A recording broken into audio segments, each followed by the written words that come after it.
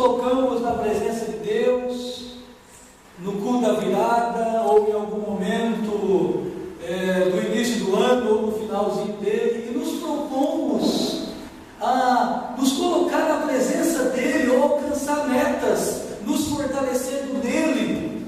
E essas metas nós sempre propomos que serão de bênção para nós e glorificarão o nome do Senhor, serão para que o nome de Deus seja glorificado. E para que o nome de Deus seja glorificado, é necessário que nós tenhamos livre ação, para que possamos andar, nos comunicar, falar, comungar, viver em comunhão. Possamos fazer as obras do Senhor com as nossas mãos desatadas, não como escravos que não fazem o que querem, mas precisam fazer aquilo que o Senhor dele está falando. E Jesus diz para um certo grupo de pessoas aqui que eles não são livres, eles não podem fazer o que eles querem, porque eles estão amarrados, e eles fazem aquilo que o Senhor deles não manda. E ele mostra que o Senhor deles não é Deus, a despeito deles disserem que é. Ele diz: não, o Senhor de vocês é o diabo, porque vocês cometem pecado, e aquele que comete pecado é escravo do pecado, e não faz o que quer, faz o que o pecado quer. Na realidade, Jesus está trabalhando com uma seita chamada de fariseus. Os fariseus, o nome fariseu significa separado. Na realidade, os fariseus eram o grupo religioso mais ortodoxo, mais literal na questão da palavra que existia naquele período. Existia um grupo chamado de zelotes, que eles eram violentos. Talvez o Barrabás fizesse parte deles. Existia um grupo chamado saduceus, que eles eram esses crentes carnudos que você vê por aí, que não acreditam em nada. Jesus vai dizer, Paulo vai usar isso depois, lá no Atos dos Apóstolos. Paulo vai dizer assim: não, quando ele vai ser julgado, ele diz assim: porque eu amo a palavra e por causa da minha fé eu vou ser julgado. Eu vou ser julgado porque eu vi anjos, eu vou ser julgado porque eu conheço Deus, eu vou ser julgado porque eu falo da ressurreição. E os fariseus eram uma seita que acreditavam em tudo isso. Os saduceus não acreditavam. Não acreditavam que existia anjo, não acreditavam que existia ressurreição, e não acreditavam que existia porvir. Mas essa seita aqui dos fariseus, eles criam nas Escrituras, mas eles criam de um modo tão literal e tão sem graça, que eles acabaram se tornando pessoas inconvenientes. E Jesus diz para eles: vocês estão pensando que vocês são filhos de Deus, vocês não são filhos de Deus. E no capítulo 8 desse evangelho aqui, Jesus está discutindo com eles, porque no início do capítulo, Jesus liberta uma mulher que foi pega em ato de adultério. Jesus propõe Jesus propõe que eles olhassem para dentro deles, fizessem uma introspecção e então fizessem alguma coisa acerca daquela mulher. Como eles não puderam fazer o que eles pretendiam, nem pegar Jesus em alguma coisa e nem matar a mulher, eles começam a perseguir Jesus para tentar pegar ele em outras coisas. E Jesus agora está discutindo com eles. E quando Jesus chega no auge do seu discurso aqui, ele começa a falar que esses homens não são livres. Ele começa a falar que a religião deles não vale para nada. E Jesus começa a dizer que a tradição deles prende eles. E aí começa essa grande contenda aqui de palavras que Jesus tem com eles. Mas por que eu disse que esse texto é bem válido no início de ano? Porque nós precisamos trabalhar e andar na presença do Senhor livres. E o texto vai informar o que liberta, e o texto vai informar o que não liberta. O texto vai trabalhar essas duas questões, e eu quero trabalhar ela com os irmãos na medida do possível e da graça que Deus nos dispensar aqui em um tempo proposto. Primeira coisa que não traz liberdade para nós. Tem gente vivendo a vida inteira dentro da igreja e não é livre.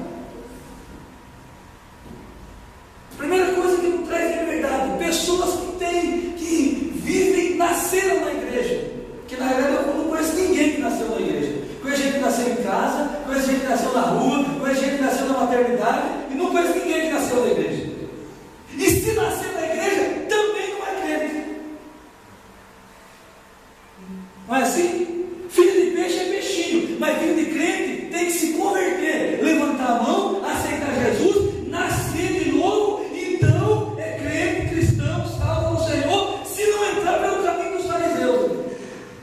Primeira coisa que não traz liberdade, irmãos, é a religião. E quando eu falo religião aqui, os irmãos leiam tradição, religiosidade. Quando eu conheci o pastor Júlio, nós morávamos no interior de São Paulo, eu tinha uma religião, eu só não era livre. Eu tinha uma tradição, mas eu não era livre. Eu tinha, minha família tinha. Tinha uma tradição do pecado da parede, tinha uma tradição pendurada no pescoço, tinha uma tradição no domingo, tinha uma tradição na quermesse, mas eu vivia preso pelas drogas, pelo álcool, pelo crime, pela violência, mas eu tinha uma religião. Só que essa religião não conseguia me libertar. Eu dizia assim: eu sou porque o meu avô foi, a minha mãe foi, minha mãe é, o meu pai é, então eu sou também. Era mais ou menos isso que esses homens estão dizendo. Você localiza isso, se você tiver na sua Bíblia aberta ou quiser abrir depois, no versículo de número 33. Eles dizem assim para Jesus: como você vem dizer para nós sermos libertos? Nós somos descendência de Abraão. A religião deles, na realidade, eles não tinham obras nenhuma de Abraão. Jesus vai dizer assim: ó, Abraão não agiu com vocês. Abraão ouviu a voz de Deus e fez. E eu vim de Deus. E eu estou falando para vocês. E vocês estão me ouvindo e não estão fazendo o que eu estou falando. As obras de Abraão vocês não estão fazendo. Na realidade, vocês estão fazendo as obras do diabo. Porque eles tinham religião, mas eles não tinham liberdade. Religião prende o camarada. Religião tira a paz do camarada. O que foi que eu ouvi esse final de semana, esses dias agora, falar isso daí? Ele disse assim, não lembro quem foi, que o pai dele saía de casa no domingo, botava a melhor roupa, ia no templo da religião dele, voltava para casa e dizia assim: cumpri a minha obrigação. Aí ia para o bairro. Cumpri a minha obrigação. Se não tivesse uma quermesse de noite, para se embebedar na quermesse, jogando bingo, comendo frango assado e tomando cerveja e pinga. Religião. Pastor Eliseu de Menezes é um pastor aí do governador do Rio de Janeiro. Uma vez ele contou para nós, numa escola bíblica de obreiros, eu não sei se o pastor Correia está falando, não lembro. Ele contou para nós que ele tinha uma pessoa na igreja dele que era bênção demais. Meu Deus, pensa na bênção. Uma senhorinha de idade, cabelo branco, o meu não vai ser o cabelo branco, porque eu também tenho. Cabelo branco, muitos anos na igreja, fazia anos, desde quando ele chegou, ela estava por ali. E essa mulher fazia um negócio bonito demais. Toda vez que alguém aceitava Jesus, ela vinha. A pessoa vinha, se ajoelhava no pé do altar e ela vinha e ajoelhava do lado. Vem coisa linda? Uma velhinha, de saia, de coque, cabelo branco, ajoelhava do lado da pessoa e começava, aí orava com a pessoa. Quando levantava, ia para o banco, ela ia junto com essa pessoa e falando algumas coisas para a pessoa, e todo mundo falava de estranha, e glória a Deus, que coisa mais linda.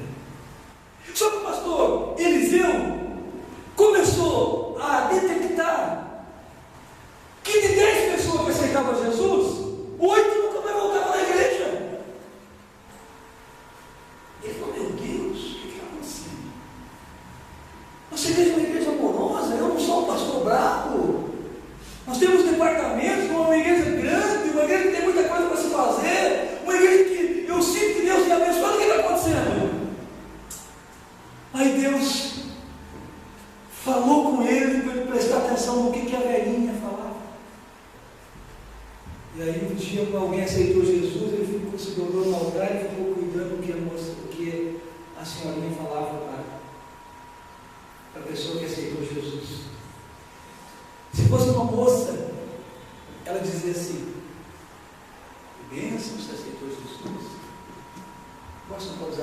mais.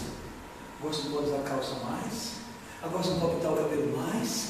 Agora você não pode mais. Agora você não pode mais. E a pessoa ia embora com Jesus desse tamanho no coração, mas com a religião desse tamanho em cima da cabeça. E a pessoa ia e dizia: eu não volto mais nessa igreja. Se fosse um menino, ela dizia assim: agora você não pode usar bermuda mais, agora você não pode jogar bola mais, agora você não pode assistir televisão mais, agora você não pode mais. Religião não é isso, irmãos. Religião, Paulo diz que quando nós temos o Espírito de Deus, ali está a liberdade. Aonde está o Espírito do Senhor? A liberdade, não liberdade para pecar, mas liberdade para viver na presença dEle. Aleluia! Se você quer usar, use, mas não pode esse jugo de ninguém. Religião nunca salvou, nunca vai salvar ninguém. E esses homens andavam com um negócio enrolado no braço, com os cachos, andavam com uns cachos no cabelo, andavam de preto, rasgavam suas roupas, jogavam pó na sua cabeça, mas era só religião. Jesus diz assim: vocês vão até o fim do mundo para ganhar uma alma, mas depois vocês pegam ela e jogam no fundo do inferno. Jesus diz assim: vocês falam para essas pessoas fazer tanto, e vocês não querem botar nem o dedo naquilo que vocês estão falando para tentar empurrar esse fardo que vocês colocam. Religião, irmãos, religião nunca salvou, nunca livrou ninguém. A religião, na realidade, prende o camarada. Os piores ateus eram religiosos de carteirinha, e chegou um momento que eles não conseguiram crer mais naquele Deus que só tinha um peso para a vida deles. A religião nunca vai nos livrar. Tanto é que quando Jesus prega o sermão do monte, ele diz assim: ouviste o que foi dito aos antigos? Ouvimos, eu porém vos digo. Aleluia! Eu trago não uma letra nova, eu trago uma letra da graça, uma interpretação do céu, aleluia, que muda a vida do camarada. Era tão terrível, a religião é tão terrível, que olha o que a religião desses camaradas acreditava. Olha o que a religião desses camaradas acreditava. Eles acreditavam que era o seguinte: se um pai pecasse e o filho, quando o filho nascesse, esse pecado não dava junto com esse filho, mesmo se ele fosse fiel a Deus. Quando o Ezequiel fala no capítulo 18, sendo boca de Deus, ele diz assim: vocês ouviram esse ditado que estão dizendo por aí? Que os pais comem uva verde e mancham o dedo dos filhos? Pois eu não quero que diga mais esse ditado em Israel: a alma que pecar vai pagar, a alma que for fiel, o Senhor abençoará, porque eu sou o Senhor, sou zeloso, mas sou abençoador. E é nessa religião que eles pregavam para todo mundo. No capítulo 9 do Evangelho de João, tem um outro exemplo dessa religião que eles acreditavam. Eles viram um cego de nascença e eles perguntam para Jesus assim: mestre, quem pecou para que esse nascesse cego? Você já viu os textos com atenção? Quem pecou para que ele nascesse cego? Ele ou seus pais? Você conseguiu entender o texto? Quem pecou para que ele nascesse cego? Ele mesmo pecou para que ele nascesse cego? Quem pecou para que ele nascesse cego? Ele ou seus pais? Porque eles acreditavam que era o seguinte: que se uma mãe que estivesse esperando um neném, e quando ela desse a luz a esse filho fizesse ela ter mais dores do que o comum, ou essa mãe morresse, ou essa mãe tivesse uma lesão, ou essa mãe tivesse passado por uma situação muito difícil no parto, essa criança já nascia pecando. Essa criança já nascia com uma maldição sobre ela, e por isso ela podia nascer coxa, podia nascer cega, podia nascer com deficiência. Já imaginou esse menino que nasceu cego aqui? Você já imaginou se esse menino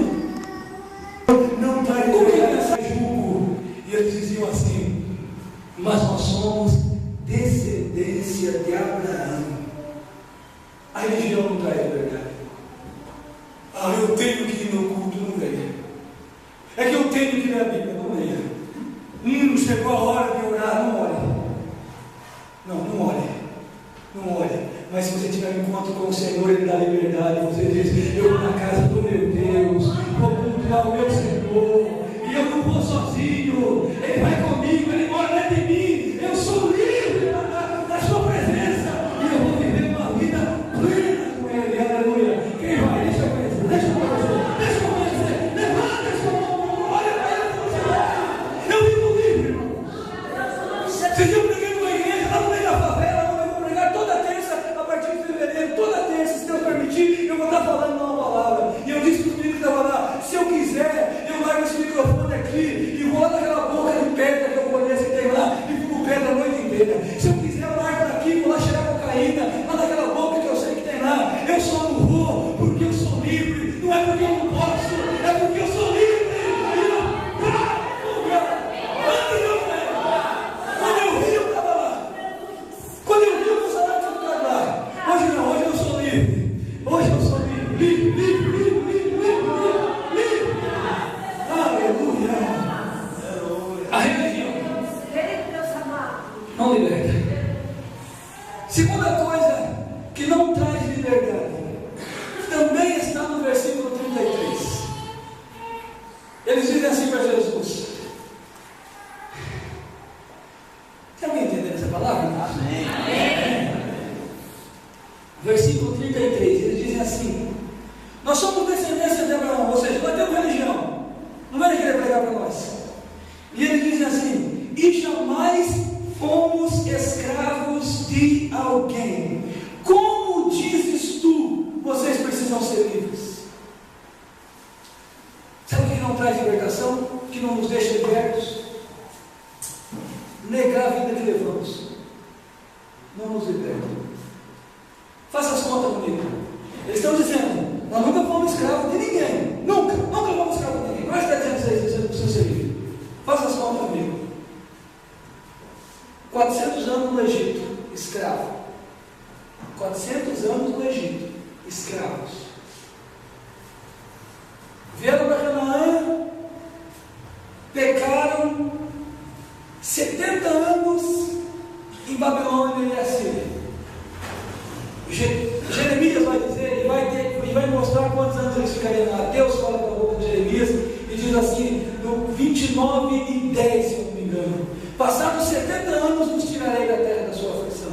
470 anos de escravidão, pelo menos. Mas agora eles não eram escravos, você não lembra a Bíblia direito. Eles não foram mandados para o Egito, eles não foram mandados para a Babilônia, eles são escravos dentro de Israel. Porque os romanos não pegavam as pessoas e levavam para Roma. Os romanos vinham e escravizavam dentro do lugar, dentro do país deles. É tão interessante essa questão aqui, que se um soldado romano estivesse carregando uma carga e ele encontrasse com algum judeu ou de qualquer povo dominado, esse homem tinha que pegar a carga desse soldado, se o soldado quisesse, e carregar no mínimo uma milha. É por isso que Jesus diz: se alguém te fizer carregar uma milha, nós anda 2 milhas. Anda 2 milhas. Um soldado romano, se ele chegasse e visse uma roupa e achasse bonita, ele podia pegar. E Jesus diz: não, você dá a tônica também. Dá tudo. Porque eles eram escravos no lugar onde eles estavam morando. Sabe o que não traz liberdade? Negar a situação que nós estamos passando. Negar a situação. Deus sabe o que nós passamos. Mas Ele quer. Eu vou ler pela sua oração. Eu ouvi uma pastora dizer esses dias. Ela disse assim: Deus não precisa saber da tua oração, mas você fala para Ele. Deus não precisa te ouvir, mas é você que precisa falar para Ele e se expor na presença dEle, não negar o mal de vida que tem levado, para que Ele possa libertar. O capítulo que nós lemos, no início dele, eu tratei disso. Ele trabalha, Jesus fala sobre uma mulher, o texto fala sobre uma mulher que foi pega em ato de adultério. A Bíblia vai dizer que ela é levada a Jesus porque eles queriam pegar Jesus em alguma coisa.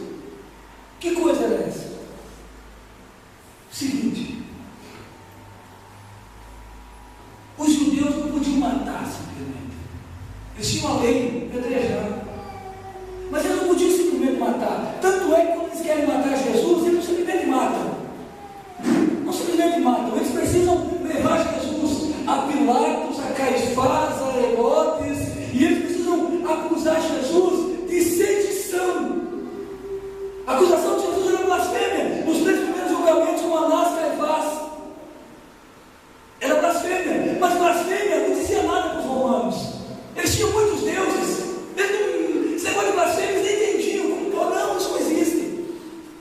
Então eles levam Jesus mostrando que Jesus estava querendo ser um rei. Eles diziam que ele quer ser rei. Ele é inimigo de César. Para então Pilatos matar. Eles não podiam matar. Mas a lei de Moisés dizia para matar. E quando eles levam essa mulher perante Jesus, eles estão querendo pegar Jesus em 2 coisas. Primeiro, na questão religiosa. E segundo, na questão social, do contexto que eles estavam debaixo de um romano. Se Jesus dissesse assim, apedreja, eles iam dizer, então você é contra César, você é contra Pilatos, porque a lei romana não diz para apedrejar. Se Jesus diz assim, não apedreja, aí eles iam dizer então assim, então você acha que César é maior do que Moisés, que mandou apedrejar? A nossa lei, a nossa Bíblia, o nosso livro mandou apedrejar, e você diz não apedreja por quê? Que tipo de Messias você é? Está provado, você não é Messias, porque você está indo a favor de César, a favor da lei romana. Mas Jesus, irmãos, a Bíblia vai dizer, João diz que Ele é o caminho, a verdade, e Ele é a vida. Não tem como o caminho, a verdade e a vida, irmão, ser colocado na encruzilhada. A Bíblia vai dizer então que Jesus começa a se dobra e começa a escrever no chão. É isso que diz? Começa a escrever no chão. Então Jesus diz: se alguém não tem pecado, atire a primeira pedra. Se alguém não tem pecado, atire a primeira pedra.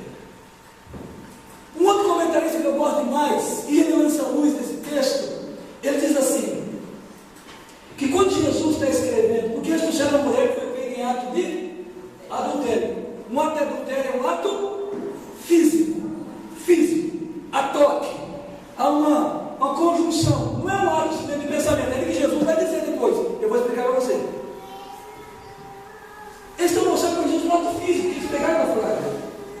Aí esse comentarista diz que o que Jesus está escrevendo no chão é o seguinte: inveja,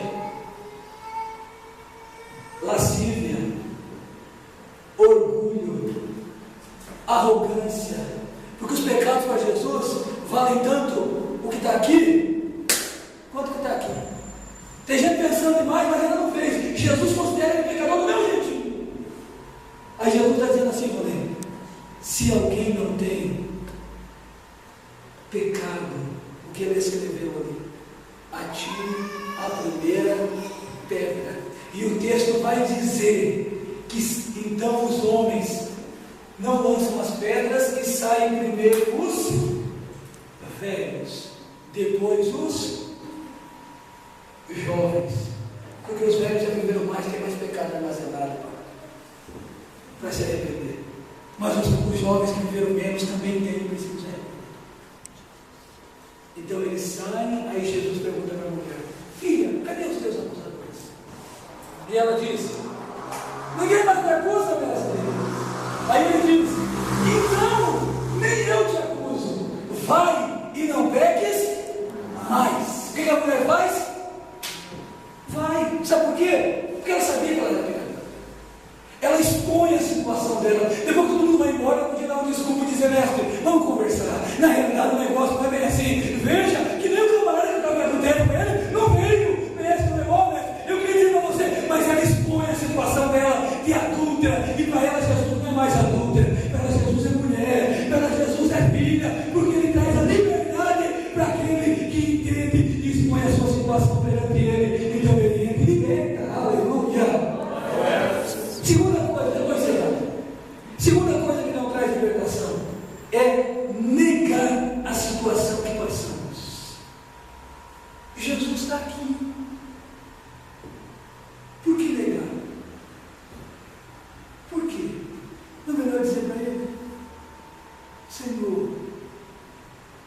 comido com pão de sal e cinza. Mas eu tenho agido assim, Senhor. Eu tenho desejado isso. Senhor, eu não consigo perdoar, Senhor. Senhor, eu tenho vergonha dos meus pensamentos, Senhor. Senhor, eu tenho vergonha da vida que eu tenho levado e ninguém sabe, Senhor. Senhor, me ajuda na minha falta de fé, me auxilia. Eu quero andar na tua presença, livre de trafegar sem as amarras do diabo. Glória a Deus. Tem alguém entendeu, irmão? Você está muito quieto. Mas o que traz liberdade? Eu vou dizer para você, o que traz liberdade, nós vamos encerrar, irmão. Rápidos minutos. O que traz liberdade é a palavra de Deus. Jesus diz assim: conhecereis a verdade, e a verdade vos libertará. Aleluia. Eu preguei na igreja de um amigo meu, que ele é pastor da igreja, e eu disse lá, com os pastores lá, eu disse: o dia que essa igreja se negar a pregar, virar tudo em coreografia, virar tudo em louvor, virar tudo em pizza, se recusa a congregar, vai congregar em outro lugar, pega a sua Bíblia e procure uma igreja que prega a palavra, porque tudo é bom, glorifica o Senhor, mas o que entra na nossa vida, e foi Jesus que disse, não fui eu, não foi Romei, não foi o pastor Jonas, não foi o Senhor que disse. Quando vocês conhecem a verdade liberta das amarras do diabo. Aleluia. Aleluia. Martinho Lutero em Roma, andando de joelho,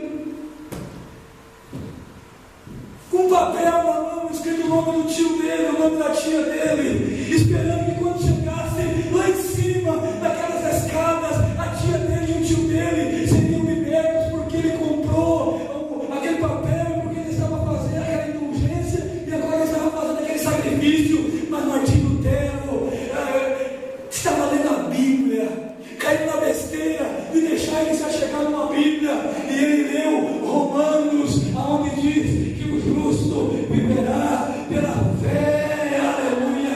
E ele está dando aquilo ali. De repente Deus lembra da palavra que ele leu, e ele se coloca em pé, amassa aquilo, joga fora, se levanta e vai para a Alemanha para ser o maior reformador que já existiu nesse mundo. Aleluia. Porque a palavra de Deus entrou na vida dele. Aleluia. Quando você ouve a palavra, você comunga com Jesus, porque ele diz assim: conhecereis a verdade vos libertará. Depois ele diz: santificai-vos na verdade, a tua palavra é a verdade. E depois ele diz: tem uma coisa, eu vou revelar tudo, eu sou o caminho. E tem uma coisa, eu sou também a verdade, e eu sou a vida. Aleluia. Por mim, e acho que mais tarde, aleluia. Quem ama a palavra? Quem ama a palavra? Quem ama a palavra é livre na presença de Deus. Mas não, como é que é isso? Paulo diz isso. Aleluia. A fé vem pelo ouvir, e ouvir a palavra. A Bíblia do Peregrino diz assim: é bem certo que a fé entra pelo ouvido. Aleluia. E quando nós conhecemos a palavra, irmãos, nós somos livres para trafegar, andar. Nós temos liberdade para se chegar a Deus. Liberdade para se chegar a Deus. Hebreus 4:16. Nos acheguemos com confiança ao trono da graça. Para quê? Para que possamos receber socorro em tempo oportuno. Trono da graça de Hebreus é a arca que ele está falando. A arca. Antes ele fala do sacerdote que entra com ousadia até o trono da graça. A arca era tida como um trono aonde Deus estava assentado entre os querubins. Quando você ouve a palavra e crê, Jesus está dentro de você, do seu ladinho.